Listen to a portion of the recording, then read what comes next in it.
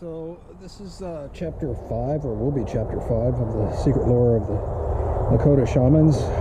Today happens to be a beautiful day, third day in a row like this, and I thought, well, let's take it outside into the sacred space at the pond here.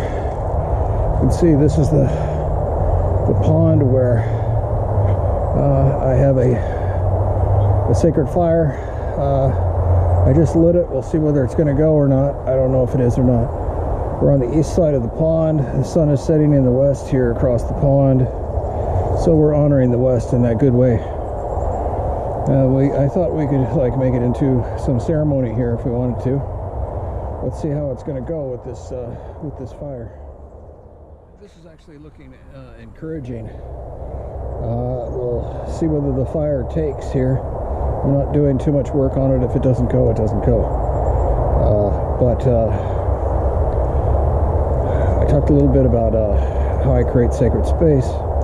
So we do ceremony, and the first thing we would do, usually what I do is I call Tawakantanka and then Tankashla. But thought maybe, you know, when there are two calling spirit songs that I know of pretty well. One is the Blackfoot calling spirit song, and the other is the Lakota. Both of them have the same basic structure. The Blackfoot language is not compatible with the Lakota. The Lakota language is in the Siouan family. The Blackfoot language is in the Algonquin family, so they don't jive up. When the Blackfoot people started their Sundance, they picked it up from their neighbors, the Nakotas, the Assiniboine, who are in the Sioux family, the Lakota family, and so the structure of the Blackfoot Sundance is pretty much the same as the Lakota one. The songs are a lot of the songs are similar, but the words have been changed to be in Blackfoot. So the Blackfoot calling direction song is the same basic song as the Lakota one. And in the Lakota one, they call, like I explained, they call first to the grandfather of the West. And what they're saying, if you translate the Lakota, what they're saying is, look to the west. Look to your grandfather there. He's laying there looking at you. Pray to him. Pray to him. He's sitting there looking at you. And then the north. Look to your grandfather in the north. He's sitting there looking at you. Pray to him. Pray to him. He's looking at you. So the words are addressed with the Lakota names. Wiopeata for the west, Waziata for the north, Wiahenpeata for the east, and Itokagata for the south, Wakatakia for up, and Magatakia for the grandmother earth, Unchimaka, grandmother earth.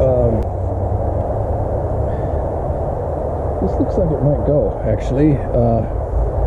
So what I would do is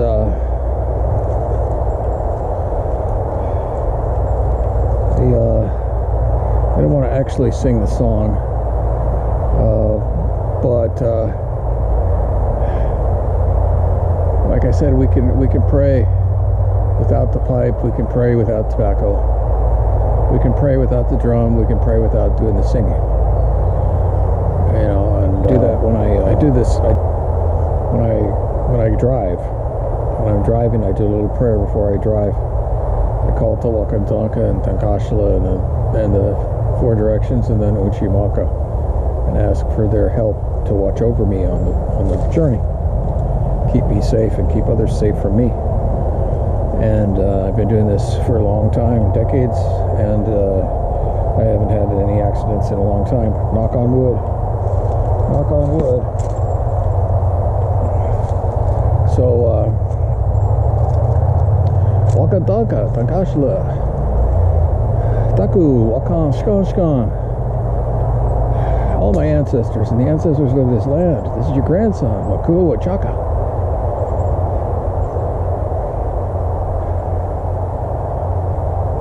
watch over us today on this beautiful day. Thank you. Thank you for this beautiful day. I'm filled with gratitude for my life and for this day, for this opportunity to share these ways with the people in this way, in this good way. Help me to do it in a good way.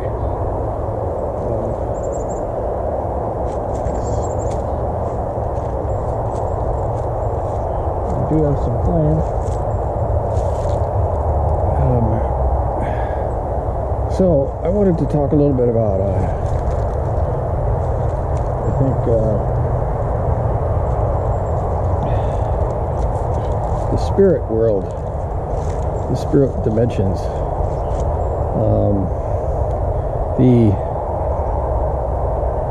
I was watching this thing about ravens today, the Haida ravens and the coastal Salish people off of British Columbia. They have some myths that are associated with the raven, and one of the things that they were talking about was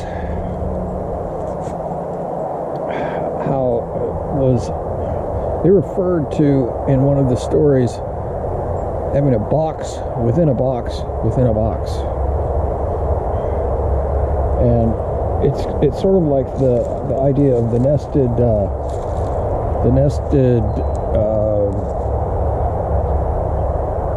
dolls that the Russians have, where you open up one and there's another one inside, you open another one, there's another smaller one inside, and you keep doing that, sort of like Tutankhamun's coffin, come to think of it. But so it occurred to me that this idea of a box within a box within a box is a good metaphor for my understanding of what reality, what the spirit world might be like. I talked about it briefly in a previous chapter. The idea is of multi-dimensionality, and I just see there's a bird's nest right in this tree right here. So higher dimensional beings that we would call spirits,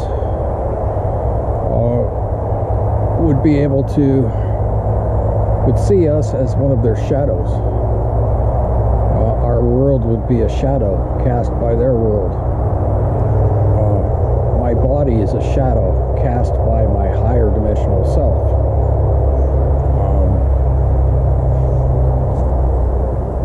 And so a shadow being is sort of illusory.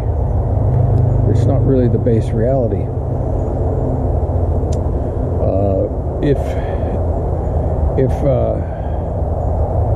If a being is outside of some nested boxes, and it peels off the top layer of boxes, also, I guess you could look at it like onion skins. Peel off the onion skins. The being that's on the outside of the box can see a lot more than the being that's inside the inner box. And that's where we are. We're inside the innermost box, surrounded by many, many boxes. And there are beings in each box, each layer of dimensionality. And those beings could they're going to appear to be miraculous to us, because they will be able to do things that we can only imagine. They'll be able to move instantaneously from one place to another. They'll be able to disappear and then appear over there. Looks like they're transporting from here to there, but in their dimension, that's not what they're doing. They're just like walking from one place to the other, and then stepping in to our reality for a moment. So that's kind of the way I see them. They're invisible to us in this reality, but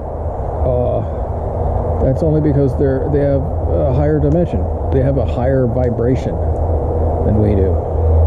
the higher we vibrate, the closer we get to their level, the closer we get to being able to be transformed to their level. When we die, of course, we leave here, but where do we go? We return to our higher self that is in another dimension, a higher dimension than we are.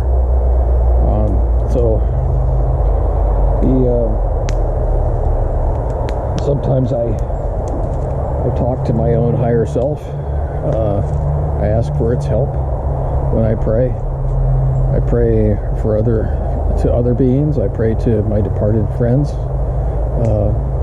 My departed friend I've been told, is one of my spirit guides. And I think he's given me some guidance here on how to reach out and try to help people to understand these things better, and to accept the awe and the mystery of the unknown that we have, and to sort of come to grips with our own place and not have such an ego-filled existence on this plane as we've been taught by our teachers and our culture, and to prepare ourselves for our ultimate crossing ourselves. So that's one of the main things I wanted to touch on today: multi-dimensionality. There's a book on that's a good introduction. It's called Flatland. I looked that up in the library or online. I think there are free copies of that, PDFs probably online now. That's like the classic book on dimensionality. It's like there's these beings that are living in two dimensions, and as I previously mentioned, if we only had 4 directions, we'd be living in 2 dimensions. We'd be living on a flat plane, and those people could not see the people that are standing around looking at them from 3 dimensions. So we're actually living in a 3-dimensional world. We call in 6 directions. There are higher dimensions than us, 4 and 5. I think we could probably surmise or conclude or deduce that if it takes 4 directions to have 2 dimensions, then and it takes 6 directions for 3 dimensions, then it would take 8 directions for 4 dimensions and 10 directions for 5 dimensions. So that's an interesting direction to go in. Think about how we could pray to 8 or 10 dimensions, and what those dimensions would be called. So my higher being up there is presumably doing similar things that I'm doing, in a kind of a parallel way, and he's probably, or she is probably praying to their 8 dimensions, and I'm in a similar way as I'm praying to my 6. So let me monkey around with this fire a little bit, see if I can get it going better. We're about ready to have a sunset, and I'll come back and try to catch that sunset. Okay, so fire is going fairly good here, and the sun is just going down now, as you can see behind me across the pond. This fire pit is oriented to the directions, facing directly due west to honor that, and it's a good spot to have a sacred fire. When we do a sacred fire, we usually offer a little bit of tobacco and call in the spirits and establish our intent. I have the drum here, and I'm feeling called to sing a song. Thinking, maybe the Pilamaya song, or the Alte Wakantanka song. I gotta figure out how to prop this camera up so that we can film it while I do it. So let me try to do that.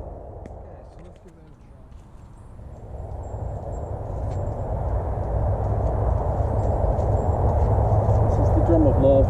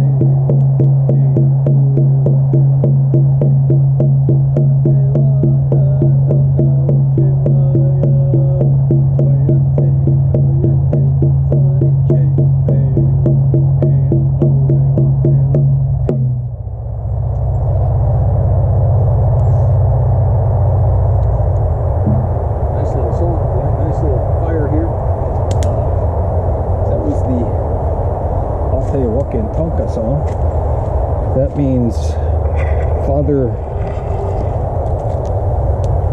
Father, the great mystery.